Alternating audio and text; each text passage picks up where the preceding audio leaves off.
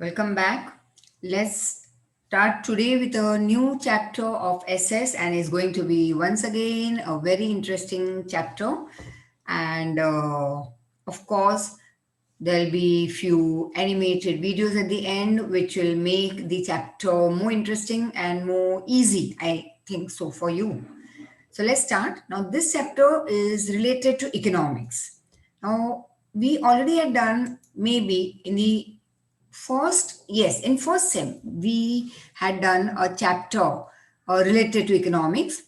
तो पूरे एसएस के सेम वन में few chapters were on history, few on geography, one or two was on civics, and accordingly there was a one or two on economics. Similarly, in the sem 2 also we have few economics chapter. Now, economics usually is related to the development that a country makes, the development of human being, and is related to the money matters. That is, I would say, overall development of the country, like the infrastructure and the literacy level and the poverty that we see that which by our government effort is decreasing, employment is increasing. So there are many factors that are connected to economics. Here we are going to observe the journey of a rupee. So, of course, it's going to be very, very, very interesting journey, of course, not only of a rupee, but our journey with this particular chapter will be very interesting. So, let's start. Now, here you can very clearly see how a person like एक sweet shop पे जा रहा है and he gives money and he buys a product, and accordingly a lady is coming over here and buying something from this another lady, some maybe vegetables or fruits or something, but she gives the money and buys a product. Similarly, you or your friend or a school child going, or anyone going towards a stationery store, buying the material like pen, pencil or eraser, compass or books or whatsoever stationery, provide giving the money and buying the product.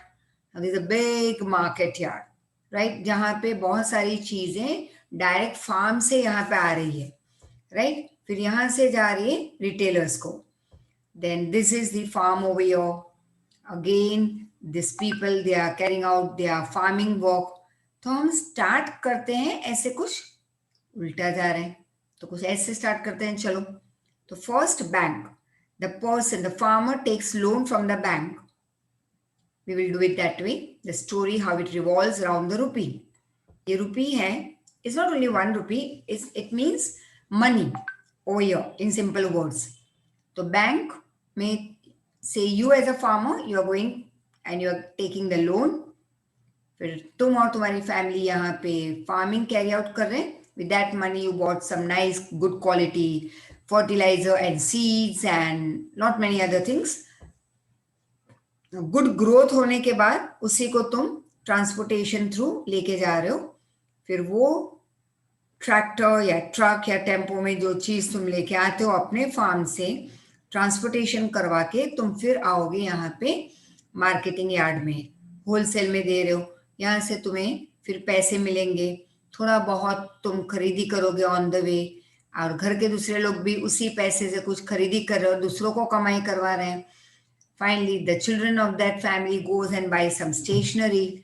और फिर हम बचत भी करते हैं of course, तो हम saving कर रहे हैं यहाँ पे, coming back to the bank, right. So let's move ahead. Now, is any kind of economic activity done by your mother और फादर? ऑफ कोर्स, जैसे कई बच्चों के पेरेंट्स, उनके चलो मम्मियों के ब्यूटी पार्लर्स हैं, किसी की मम्मी टीचर है, किसी की मम्मी हाउसवाइफ है, तो पापा बाहर जा रहे हैं कमाने, किसी के मम्मी पापा दोनों कमा रहे हैं, किसी के सिर्फ पापा कमा रहे हैं. तो this is how economic activity. Now there are two types of activity which we had done in very short.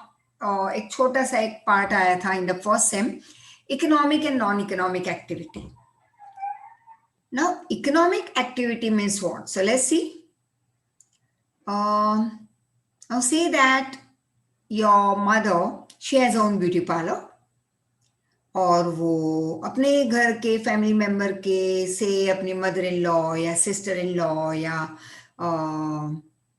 Anyone, mother या बहन या किसी की आईब्रो कर दे, या हेयर कटिंग करके दे दे, या शादी है घर में और वो मेकअप करके दे दे, तैयारी करवाए उनके पास, तो she will not charge money, of course, because she is doing it for her own family, for her own maybe daughter or sister or mother-in-law. तो उनसे वो पैसे नहीं लेंगे. So it becomes non-economic activity. But the same act if the mother carries out, जब कोई ये काम करवाना आते हैं, कोई नेबर्स या कहीं से लोग आते हैं नाम सुनते हुए पार्लर की सर्विस लेने, ब्यूटी पार्लर की सर्विस लेने, तो they your mother will not say oh यहाँ पे तो सब कुछ फ्री ऑफ कॉस्ट है. No, she will charge from them of course. That becomes economic activity, right? What are the various uses of income in your house? Write about it. तो income किस किस चीज में यूज करते हैं? तो जैसे हमने पहले यहाँ पे भी देखा, यहीं पे कि हम कहाँ कहाँ पे खर्च कर रहे हैं. तो चलो अब हम हमारी बात करेंगे कि कहाँ पे खर्च कर रहे हैं. तो जैसे ही पापा या मम्मी कमाते हैं, या दोनों कमा रहे हैं, या सिर्फ पापा कमा रहे हैं, तो वी विल सी दैट उस पैसे से तुम्हारी स्कूल की फीस पे करते हैं, राइट? ये एक यूज हुआ पापा या मम्मी या दोनों की सैलरी का या इनकम का. उस पर ट्यूशन फीस दे रहे हो, उसी से तुम स्टेशनरी से चीजें लेके आते हो. उसी अनलिमिटेड अनलिमिटेड यूज होंगे. ये तो सिर्फ तुम्हारी तो अभी शुरुआत हुई है, तुम्हारी गिनती हो रही है. पैसे जो पेरेंट्स कमा रहे हैं उसका तुम पे कहाँ पे यूज हो रहा है, तो उस यूज का बेस्ट यूज करो कि अच्छे से पढ़ाई करो, because you have never seen your parents doing so much of hard work to earn that money and then pay to school and tuition teachers and all. ये तो सिर्फ दो चीजें हुई. तीसरी तुम स्टेशनरी, फोर्थ तुम्हारे कपड़े, फिर तुम्हारा खाना पीना, फिर तुम्हें घुमाने ले जाना, फिर तुम्हारा मोबाइल, तुम्हारा लैपटॉप, तुम्हारा एसी, तुम्हारा room, the light, electricity bill and the water bill and the various luxuries, the fridge and the electricity bill और geyser in the room, your bathroom, and जो tumbler and bucket and soap and toothbrush and toothpaste and oil and comb and my god, unlimited. तुम्हारे खुद के अलग hair band and tic tac pens and तुम्हारी फरमाइशें and तुम्हारी digest या तुम्हारी books and pen and pencil and eraser and compass and water bottle and my god, ये तो सिर्फ शुरुआत की है. तुम्हारे ऊपर जो पैसे खर्च हो रहे हैं, इसीलिए हर बार कहती हूँ don't waste money. You never know कितनी चीजें तुम पे न्यौछावर कर देते हैं माँ बाप, कितने पैसे वो लोग खर्च कर रहे हैं अपनी मेहनत के तुम पे. And when you don't study, yes I would say you have no right to waste the money that you are getting free of cost, जिसमें तुमने थोड़ी भी मेहनत नहीं की है. So I would say it's better that कि तुम अनपढ़ रहो, पैसे उड़वाने की जगह पे घर में ही बैठे रहो, थोड़े काम में आ जाओगे, ठीक है ना? मम्मी और पापा के पैसे भी बचेंगे, काम वाला निकाल देंगे, वो पैसे बचे क्योंकि उसका काम अब तुम करोगे. सेकंड, तुम्हारी स्कूल ट्यूशन और फालतू का खर्चा, क्योंकि ये सब फालतू खर्चा है, स्कूल के फीस, ट्यूशन फीस, ये सब जो बेकार के खर्चे बेचारे माँ बाप तुम पे कर रहे हैं वो भी बच जाएंगे. Then they can enjoy their life, they can roam around the world. समझ में आ रहा है? So pay attention, what am I saying. अब मम्मी पापा घर के लिए जो खर्च कर रहे थे इनकम, जैसे फिर ग्रेनरी ले आना और इलेक्ट्रिसिटी बिल पे करना और कुछ ना कुछ नया पेट्रोल, अगर टू व्हीलर है, फोर व्हीलर है तो पेट्रोल का खर्चा, मेंटेनेंस का खर्चा, घर के मेंटेनेंस, काम वालों को पैसे देना. और वो तो अब एक साल से तुम स्कूल नहीं जा रहे, अदरवाइज तो वैन का खर्चा, या मम्मी अगर टू व्हीलर पे छोड़ना आती है तो वो खर्चा, तुम साइकिल पे जा रहे हो तो साइकिल का खर्चा. Is unlimited. Based on the above answers, it can be said that people are connected with various economic activities.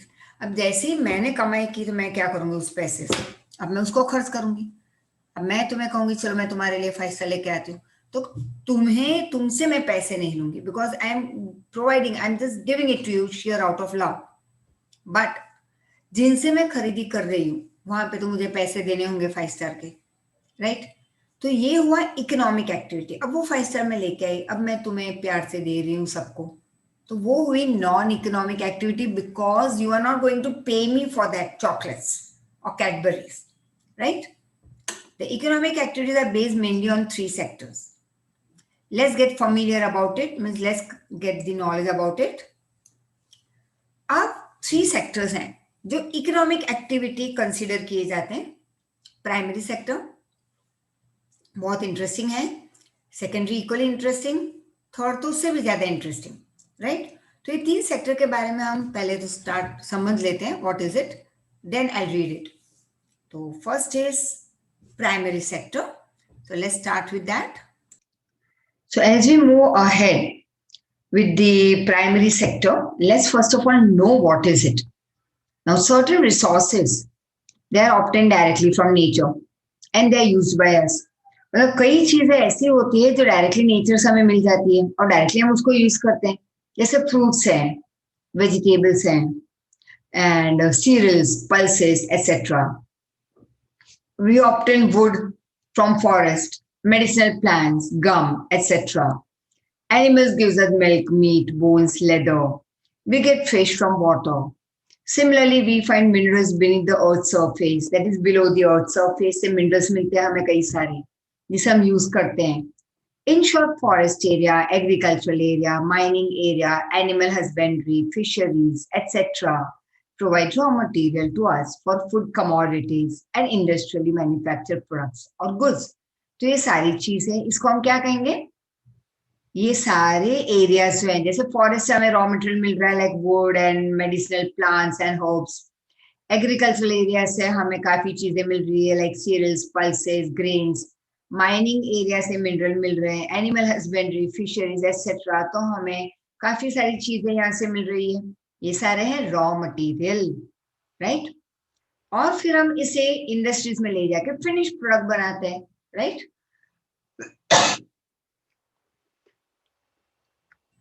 Sorry. तो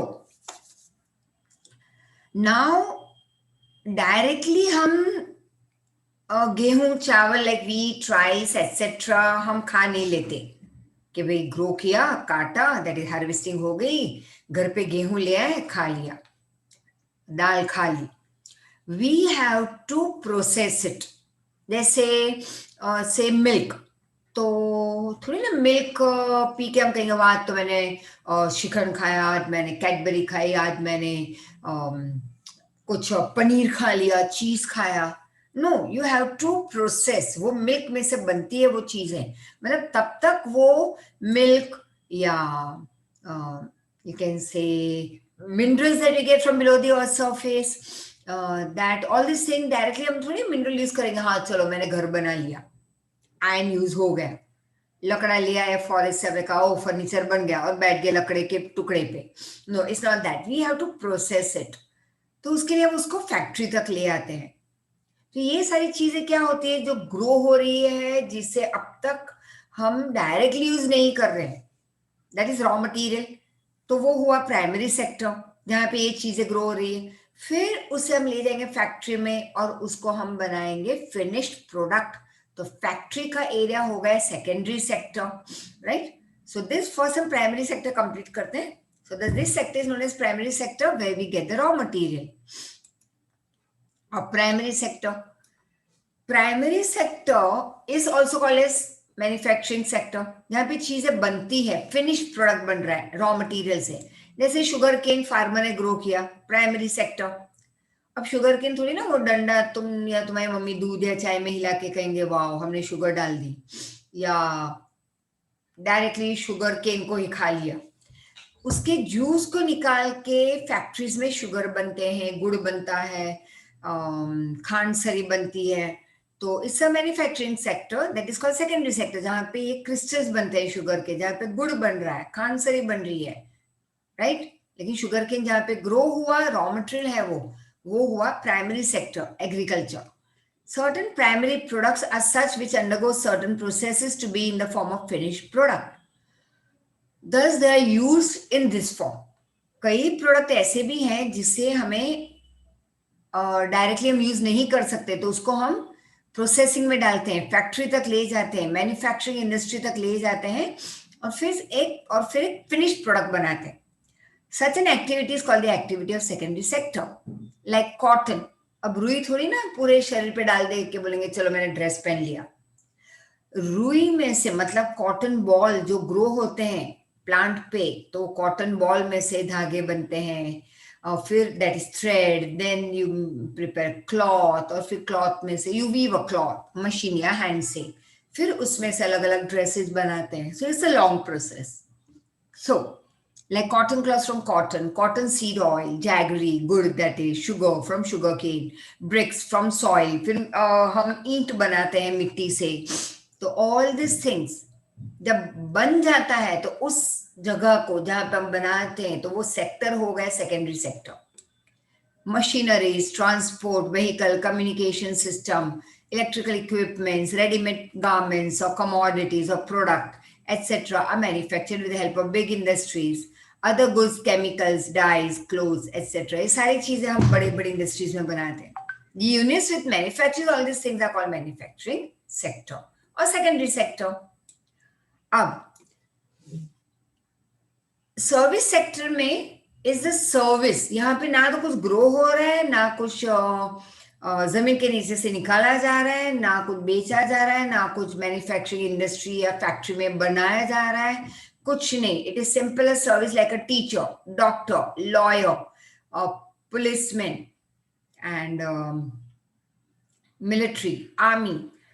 तो ये सारा banking, health, education, waterways, Airways, roadways, railway, right, post office, trading कि तुमसे कुछ मैंने wholesale में लिया और किसी और को रिटेल शॉप में जाके बेचा विद 2% प्रॉफिट.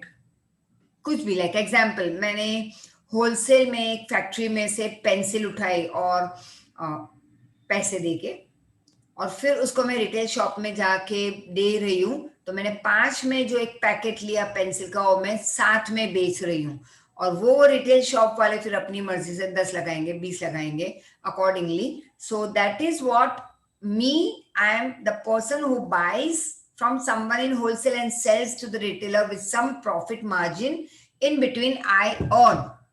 तो मैं एक बिजनेस कर रही हूँ, लेकिन मैन्युफैक्चरिंग बिजनेस नहीं. यहाँ पे मैं कुछ प्रोड्यूस नहीं कर रही फैक्ट्री में. तो 2 टाइप के बिजनेस होते हैं.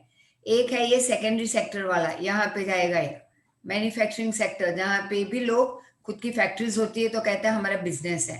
किसका, किस चीज का, तो कहेंगे प्रोड्यूस कर रहे हैं, कुछ बनाते हैं फैक्ट्री में. सर्विस सेक्टर में भी कई लोग कभी ऐसे कहेंगे हम we are businessman. What type of businessman?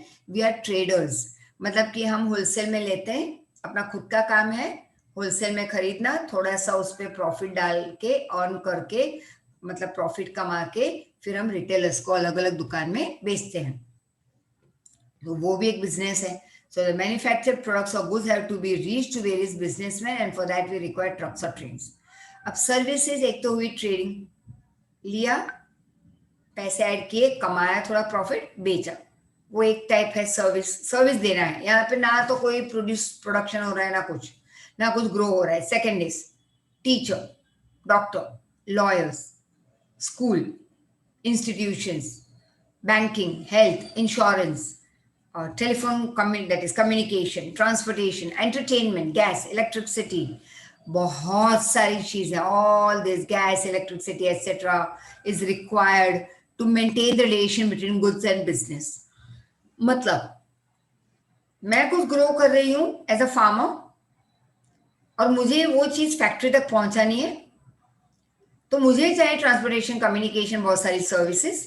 अच्छा, जो फैक्ट्री लेके बैठे हैं वो ग्रो नहीं कर रहे, तो उनको चाहिए कि फार्मर से सारी चीजें वो शायद वो मंगवा लें अपने ट्रांसपोर्टेशन थ्रू, ट्रक थ्रू. तो उनको वो भी सर्विस पिकअप कर रहे हैं ट्रांसपोर्टेशन की, या कभी मैं भेज रही हूँ तो मैं पिकअप कर रही हूँ ट्रांसपोर्टेशन की सर्विस.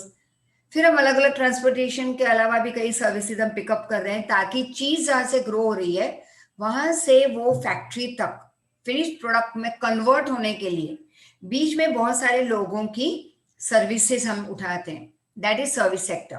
फिर जब बन जाता है वहां से मार्केट तक पहुंचाने के लिए, शॉप्स तक पहुंचाने के लिए वापस सर्विस सेक्टर की जरूरत होती है.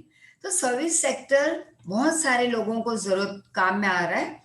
And in today's world, internet, ATM booth, call center, software company have become important services. Read the table given below, think and write. Now see, just assume just ऐसे इमेजिन करो that a farmer denies to sell sugar cane to sugar mill. Farmer ना कह रहे, just imagine, assume कि भाई sugar cane grow तो कर रहा है लेकिन कहता है मैं शुगर मिल को नहीं पहुंचाऊंगा. What will be the effect? बिना शुगर के हमें आगे बढ़ना होगा लाइफ में, ठीक है ना. You will not get anything that sugar is included. गुड़ भी नहीं, क्योंकि शुगर केन ही नहीं सेल कर रहा, तो शुगर केन के जूस में से तो गुड़ बनता है, तो स्वीटनेस गायब हो जाएगी वर्ल्ड में से. What does it indicate? तो what does it indicate? You can write in your own way.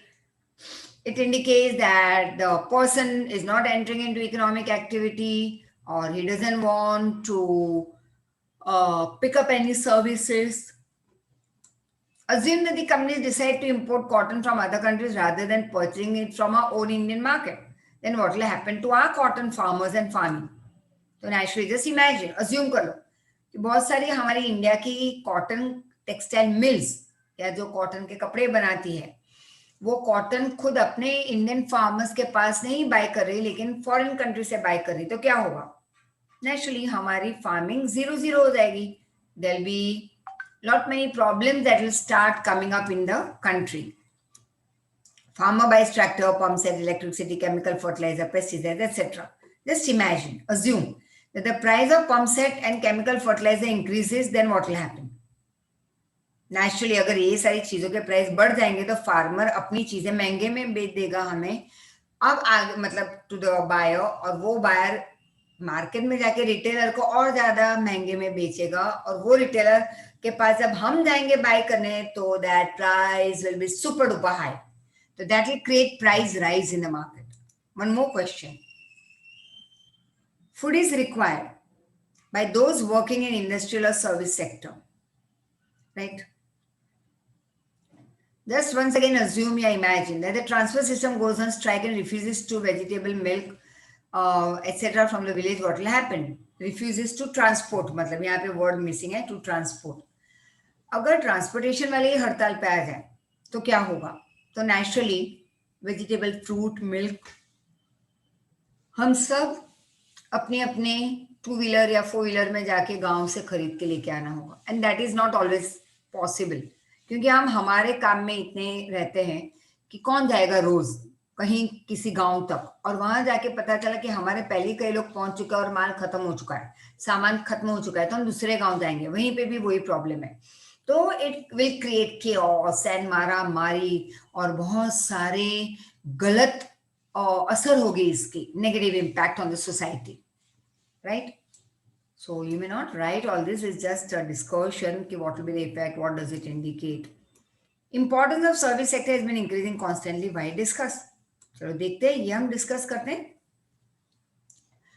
और तुम भी सोच के रखना, फिर कभी क्लास में हम ये डिस्कस करेंगे. And that is the thing that you will have to tell me, remind. Will discuss somewhere 5-10 minutes on our Zoom lecture. तो importance of service sector has been increasing constantly, मतलब continuously. Why? Service sector में काफी सारी चीजें आ जाती हैं. तो जैसे जैसे एक गांव टाउन बन रहा है, टाउन सिटी बन रहा है, तो कितनी सारी सर्विसेज बढ़ रही है, कितने सारे लोग एजुकेट हो रहे हैं, तो बहुत सारे टीचर्स की जरूरत पड़ रही है, बहुत सारे स्कूल सर्विसेज की जरूरत पड़ रही है, बहुत सारे न्यू इंस्टीट्यूशन की जरूरत पड़ रही है. एरिया बड़ा होता जा रहा है, तो हर एक एरिया में नई नई schools and tuition class and फिर पानी की सर्विस की जरूरत पड़ रही है, न्यू पाइपलाइन की सर्विस की जरूरत पड़ रही है, electricity service, insurance, banking, road service, transportation service, communication service, बहुत बहुत बहुत सारे सर्विस सेक्टर की इंपॉर्टेंस बढ़ रही है, क्योंकि पॉपुलेशन भी बढ़ रही है, सिटीज क्रॉप अप हो रही है, तो टाउन तक भी कई चीजें पहुंच चुकी है, तो सर्विसेज और बढ़ रही है, राइट? और लोगों को पता चल चुका है कि सर्विस सेक्टर से ही कंट्री डेवलप हो रही है, लोगों का डेवलपमेंट होगा, right? This very interesting your maths over your. Let's calculate. How do we count the commodity and services of various sectors and also total production? Let's think.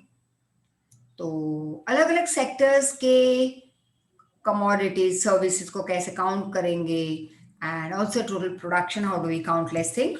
चलो, एक farmer, he sells wheat at the rate of ₹15 per kg, right? Slash मतलब 15 पर KG, 1 KG के 15 रुपए, to a flour मिल, चक्की को, एक चक्की मतलब जहाँ पे तुम्हारे मम्मी या पापा जाते हैं डिब्बा लेके गेहूं को आटा करवाने, टू कन्वर्ट द व्हीट और राइस इनटू फ्लोर। वो जो फ्लोर मिल है छोटी सी, वो वाली नहीं, I am talking about a huge flour mill. जैसे बहुत सारे हैं, गाइशा बेसन, तो बेसन की ये जो ह्यूज फैक्ट्रीज हैं ऑन अ लार्ज स्केल, करोड़ों की फैक्ट्रीज वाले, तो वो है फ्लोर मिल की हम बात कर रहे हैं। तो एक फार्मर अपने tons and tons of KG wheat grow करके वो 1 केजी के 15 रुपए में वो बेच रहा है to a flour mill. The wheat is turn into flour, उस गेहूं को बनाता है आटा वो मिल में, in the mill. The mill sell the flour to a biscuit making company for 20 per KG. अब 15 में 1 किलो खरीदा, 5 फिर फ्लोर बनाया, अब 20 में वो बेचेगा, तो 20 में उसको प्रॉफिट हुआ काफी कम, क्योंकि इलेक्ट्रिसिटी, फिर ट्रांसपोर्टेशन सर्विस, फिर इनकम या सैलरी देना एम्प्लॉयज को, मेंटेनेंस का खर्चा, मशीनरी और उन सब का, तो सब कुछ मिलाते चलो उसको 5 रुपए यहाँ पे एक्स्ट्रा में वो बेच रहे, 5 रुपए में से 3 तो उसका खर्चा जा रहा है, right, transportation all what I told you, तो 2 रुपए वो प्रॉफिट कमा रहा है 1 केजी पे। अब ये होलसेलर का काम है, बड़ा tons and tons of wheat को वो फ्लोर बना के बेच रहा है, तो नेचुरली वहां पे प्रॉफिट वो कम लेगा। Biscuit making company mixes sugar, ghee and other things with the floor, makes 4 big packets of biscuits. अब इसी 1 केजी आटे में वो घी, शक्कर और बहुत सारे फ्लेवर्स डाल के उसके 4 बड़े पैकेट बनाता है बिस्किट का। It is sold in the market for ₹80, मतलब एक पैकेट के 20 रुपए, मतलब कि 1 किलो आटे में से उसने जो 4 पैकेट बनाए घी, शक्कर, फ्लेवर और कलर्स एंड ऑल डाल के, तो एक पैकेट उसने बेचा 20 रुपए में। The biscuit is a last finished product and then it reaches to the consumer. मतलब हम तक आते आते वो 20 रुपए पर पैकेट नहीं होता, वो बन जाएगा शायद 30 रुपए, क्योंकि अब शॉप वाला उस पर ऐड करके हमें बेचेगा, राइट। दिस इज वॉट, कि 10 रुपए की चीज फार्मर जो बेच रहा है वो हम तक आते आते 100 की हो जाती है, कलरफुल कपड़े पहना के, right. Now see the table related to cup of tea and think over it. The owner of the hotel bears rupees for 1 cup of tea and earns the profit of ₹2.50, मतलब एक particular amount का वो दूध और शक्कर और सब डाल के फिर वो प्रॉफिट कमा रहा है उस कप ऑफ टी पे 2.50। What will be selling cost, right? Assume that the cost of milk increases by ₹2। समझो कि अब सेलिंग कॉस्ट मतलब कि उसको चाय का एक कप वो जब बनाता है तो 2 रुपए में टोटल खर्चा हुआ, वो बेचेगा उसको 2 में नहीं, फिर 3 में बेचेगा। That is what they are trying to tell over here. And मतलब कि उसमें उसने प्रॉफिट कितना किया, 1 रुपए। तो जितना भी उसको खर्चा हुआ उसमें वो 2.50 ऐड करेगा, फिर वो बेचेगा, वो उसका होगा selling cost. Now just imagine or assume that the cost of milk increases by ₹2 per liter. अब एकदम से 1 लीटर पे 2 रुपए बढ़ गए मिल्क के. Then what will be the additional cost and selling cost of the cup of tea? Naturally, it will increase. And that decision the seller will take. The maker of the tea, जो बेच रहा है चाय बना के, वो सोचेगा कि मुझे इस पे 50 पैसा ज्यादा कमाना है या 2 रुपए या 1 रुपए. So this costing of that 50 पैसे and all he will decide extra how much he will take, क्योंकि दूध अब वो जो खरीद के लेके आ रहा है मार्केट से वो महंगा हो गया है, तो चाय भी वो थोड़ी बहुत तो महंगे में बेचेगा कस्टमर्स को. What will be the effect on your household budget if the price of sugar increases by ₹1 per kg? और हम 1 kg शुगर तो लाएंगे नहीं, हम एक साथ 50 kg लेके आते हैं, और सिर्फ शुगर एक चीज नहीं है जिसकी प्राइस बढ़ रही है मार्केट में, उसके साथ तेल, घी, petrol and electricity and maintenance and school की फीस एंड वैन की जो खर्चे हो रहे हैं, और जो लाखों चीजों की प्राइस बढ़ रही है, छोटी छोटी 50 पैसे, 1 रुपए, 20 पैसे, 30 पैसे, ऐसे करते करते करते at the end we see when we calculate, तो लास्ट ईयर जो हमने खर्चा किया हमारे घर का, तो एक महीने में 50,000 का खर्चा आया था सब कुछ मिला के। तो अब इस महीने एकदम से बहुत सारी चीजों के प्राइस बढ़ गई, तो हमारा खर्चा अब होगा अगले महीने 60,000 का, राइट? तो it will have a great impact on a household budget. What will be the effect on your mother's household budget? मम्मी तो बेचारी ये थोड़ी अब तो पैसे बढ़ा दो, बाहर प्राइस बढ़ रही है, तो पापा के पास ज्यादा पैसे मांगेगी घर खर्ची के. If the price of gas cylinder increases by ₹50, अब यहाँ पे लीटर नहीं होगा, gas cylinder increases by ₹50, cut off this litre, right? तो ये effect of price rise, that is inflation on market, तो होगा ही, हमारी लाइफ पे भी काफी बड़ा असर हो रहा है इसका. सो what will be the effect on bus and school bus fare if the price of diesel or petrol increase by rupees 2.50 liter? Who increases the price of milk, sugar, gas, diesel, etc. and why is there a need to increase the price? अब देखो कई चीजें ऐसी होती है जहां पे government price बढ़ा रही है, जैसे गैस है, डीजल है, पेट्रोल है, बहुत सारी चीजें, आयरन, सीमेंट.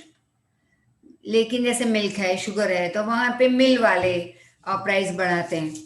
एंड प्राइस क्यों बढ़ रही है मार्केट में? क्योंकि किसी एक ने बढ़ाई और दूसरे को, अगर say that I am a transportation company and you always buying that transportation service from me, कि भाई गुजरात से महाराष्ट्र तुम्हारे फैक्ट्री का माल हर बार मैं ही पहुंचाती हूँ अपने ट्रक्स में, तो तुम हर बार मुझे पे करती हो एक ट्रक के 5,000, उसमें मैं सामान तुम्हारा महाराष्ट्र तक पहुंचा देती हूँ. सालों से हम ये काम कर रहे हैं, हमारी अच्छी दोस्ती है, बिजनेस रिलेशन है. अब हुआ है कि गवर्नमेंट ने डीजल के प्राइस बढ़ा दिए, तो अब मैं थोड़ी ना, जो 5,000 में मैं तुम्हें एक ट्रक का मैं प्राइस चार्ज करती थी, इस साल थोड़ी ना 5,000 लूंगी. इस साल मैं लूंगी 6,000 या 5,500, 500,000 बढ़ा दूंगी, क्योंकि गवर्नमेंट ने प्राइस बढ़ाए, राइट? गवर्नमेंट भी क्यों बढ़ाती है? Because government also has to carry out, government के खुद के कोई बिजनेस नहीं होते, तो कहीं ना कहीं गवर्नमेंट टैक्स लगाती है, प्राइस बढ़ाती है कई चीजों की मार्केट में, फॉर दी पॉपुलेशन के डेवलपमेंट के लिए, for the development of the country, for the development of the road infrastructure in the country, तो कंट्री आगे बढ़ेगी. So for the economic development of the country government price बढ़ाती रहती है. अब क्योंकि डीजल के प्राइस गवर्नमेंट ने बढ़ाया है, तो तुम ये कहोगे कि ना भाई, मैं तो तुम्हें पैसे दूंगी ही एक्स्ट्रा, क्योंकि मुझे किसी और के पास, some new person, some new transportation company के पास नहीं जाना है जिसको मैं पहचानती नहीं, where I will not have faith. इतना महंगा सामान मैं हर साल तुम्हारे हाथ से ट्रांसपोर्ट करवाती हूँ, तो you will come to me of course and you will pay me 500 और 1,000 मोर. 5,000 की जगह पे इस साल तुम 6,000 मुझे दे रही हो, और फिर आगे जाके तुम अपना वो प्रोडक्ट जो बेचोगी, that will be again with a price rise, क्योंकि तुमने लास्ट ईयर 2 रुपए में बेचा था, क्योंकि तुमने मुझे 5,000 ट्रांसपोर्टेशन के दिए थे, तो तुमने वो प्रोडक्ट 2 रुपए में बेचा था, वैसे वो ट्रक भर के सामान लाखों में बेचा था. इस साल वो ही 2 रुपए का प्रोडक्ट तुम 3 में बेचोगे, क्योंकि तुम लॉस थोड़ी ना करोगे, तुमने मुझे एक्स्ट्रा पैसे दिए हैं, तो वो तुम कहीं ना कहीं कवर कर लोगे, तो तुम एक्स्ट्रा में बेचोगे. तो ये इट कीप्स ऑन रोटेटिंग, ये रोटेट होता जाएगा. वो जब मैं प्रोडक्ट खरीदने जाऊंगी, तो नेचुरली अब होगा क्या? Now now I'm not that transportation company owner. Now I'm a simple some consumer in a market, but I have my own, say, school or tuition classes or some other business. तो say I'm a lawyer. तो अब क्या होगा? ये इतने सारे, ये तो सिर्फ एक प्रोडक्ट है, ऐसे हजारों प्रोडक्ट जब हम बाय करते हैं मार्केट से, जिन सबके प्राइस 50 पैसे, 1 रुपए, 10 पैसे, 30 पैसे बढ़ चुके हैं, वो जब मैं खरीदूंगी, तो naturally I am not going to make loss in my life. अब मैं as a lawyer I will increase my fees, right? तो ये चक्कर चलता रहता है मार्केट में. Clear? So now we continue next time, and that will be just see a new topic ahead, which is again going to be very much interesting, and that is the economic activities of India, which are also classified on the basis of ownership. जैसे government own factories हैं, private लोगों की factories है, जैसे खुद तुम्हारे पापा की हो, फिर मिक्स एंटरप्राइजेज यूनिट्स है, etcetera etcetera. That we will do next time, right? So thank you and revise and message भी रीड कर लेना जो मैंने भेजा है, right, about the test on Saturday. Thank you. What difference do you observe between both the farmers? At the end of this lesson, you should be able to explain why the wages for farm laborers in Indian villages are less than the minimum wages set by the government. Differentiate the source of capital for small farmers from that of medium and large farmers. State some ways to increase non-farm production activities in villages. This is Deen Dayal, a large farmer in the village of Palampur. He has 11 hectares of land which is intensively cultivated using modern farming methods. There are 10 other families in Palampur like Deen Dayal who cultivate more than 10 hectares of land. This is Sham, a medium farmer who cultivates his 4 hectares of land using modern farming method. There are another 50 families like Sham who cultivate more than 2 hectares of land. This is Govind, who has 1.5 hectares of unirrigated land and has to work hard with his 2 sons to earn his livelihood. There are another 350 families like Govind in the village. Ramu and Rukmi are farm laborers. They have been working for Deen Dayal for the last 10 years. There are another 50 families like Ramu and Rukmi in the village. In these examples, how is the land distributed in the village? It is clear from the examples that not all the people in the village are engaged in agriculture or have sufficient land for cultivation. Have a look at the pie chart to know the overall pattern in our country. About 80% of the farmers in our country are small farmers who just own about 36% of the total cultivated land. On the other hand, the medium and large farmers that comprise 20% of the total farmers own 64% of the cultivated land. Now, look at Govind's family. He has 1.5 hectares of land which is divided between his 2 sons, with each son getting just 0.75 hectares each. Do you think they are able to earn their livelihood cultivating such small piece of land? Govind's sons are not able to make a living from their land. They started working in the brick making factory in the nearby village. Now, let us look at Deen Dayal. He purchased a thresher and a harvester last month. He is able to complete his work in less time with less labor. Do you think Ramu and Rukmi will find work in Deen Dayal's farm now? No, Ramu and Rukmi will not get sufficient work in farm now. They have to start work as daily wage laborers and must regularly look for work. However, working as farm laborers too is not profitable. Farm laborers do not have a right over the crops grown on the land. They are paid wages by the farmer for whom they work. Wages can be in cash or in kind. Example, crop. Though the minimum wages for a farm laborer set by the government is Rs 60 per day, wages vary widely from region to region, from crop to crop, from one farm activity to another.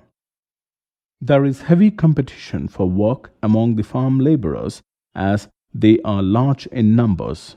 This is the reason why the wages for farm laborers in Indian villages is less than minimum wages. Thus, farm laborers are among the poorest people in a village who come from landless families or families cultivating small plots of land.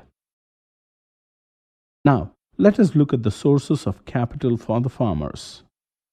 Govind's son, Hamtu, does not have enough capital for buying seeds, pesticides, and farm instruments to cultivate his 0.75 hectares of land. How do you think Hamtu gets the capital? Hamtu has to borrow Rs 3,000 from the large farmer, Deen Dayal, who agrees for the loan at an interest of 20% for 4 months. In return, Hamtu also promises to work in Deen Dayal's farm for removing weeds and applying pesticide at rupees 35 per day. Why do you think Hamtu agrees to work for such low wages? As getting a loan is difficult for a small farmer, Hamtu is left with no option. In contrast to the small farmers, the medium and large farmers have many options. They even get bank loans to purchase capital-intensive agricultural implements such as tractors, combine harvesters, etc., as they are able to provide necessary documents required for loans. Moreover, the medium and large farmers have their own savings from farming. How do you think they have their own savings? Suppose a farmer with a large piece of land produces wheat in his farm. He retains a part of the wheat for the family's consumption and sells the surplus wheat in the market. Small farmers like Govind and his sons have little or no surplus. But farmers like Deen Dayal and Shyam have enough surpluses. Thus, it is the medium and large farmers who supply wheat to the market. A part of the earnings is saved and kept for buying capital for the next season. Some large farmers even offer loan to the small farmers, as we saw in the case of Hamtu. Some farmers might also use the savings to buy cattle, trucks, or to set up shops, which gives rise to other non-farming activities. Can you name some non-farm production activities in villages? Dairy farming, opening small shops, establishing small-scale manufacturing, and providing transport facilities for farming and manufacturing goods are some of the non-farm activities in villages. Dairy farming is a common activity in many families in rural India. People feed their buffaloes on various kinds of grass and the jowar and bajra they grow during the rainy season. Milk is sold to nearby villages. Presently, people engaged in various manufacturing activities have been increasing in recent years. Can you think of some manufacturing activities carried out in rural areas? Small food processing units, rice and wheat mills, weaving, jaggery making, etc. are done on a small scale. They are carried out mostly at home or in the fields with the help of family labor, with few exceptions of hired labor. Some people in rural India are traders or shopkeepers who buy various goods from wholesale markets in the cities and sell them in the villages. Have you seen a village store? What type of items they sell in such stores? Small general stores in village sell various items such as rice, wheat, sugar, tea, oil, biscuits, soap, toothpaste, batteries, candles, notebooks, pens, pencils, etc. Another sector that may help rural poor is transport. There are a variety of vehicles on the roads connecting village to village and village to urban areas. What types of transportation we find in rural areas? Rickshawalas, tongawalas, jeeps, tractors, truck drivers, and people driving the traditional bullock carts and bogies are people in transport services. Now, look at another situation. Recall the farm laborer Ramu and Rukmi. Suppose both get cheap loans under a government scheme. They purchase 2 buffaloes with the money. Now, they earn by selling buffalo's milk. With the little surplus amount they earn, Ramu made a wooden cart driven by the buffaloes. Now, they use the cart to transport various items such as clay for potters, sugarcane for the jaggery making unit, and jaggery to the market in the small town nearby. Now, Ramu and Rukmi are able to earn more than what they used to some years ago. What do you think are the major factors involved in the economic development? Cheap loan and development of good roads, connection with urban areas helped in improving the economic condition of Ramu and Rukmi. As more villages get connected to towns and cities through good roads, transport and telephone, it is possible that the opportunities for non farming activities in the villages would increase in our country.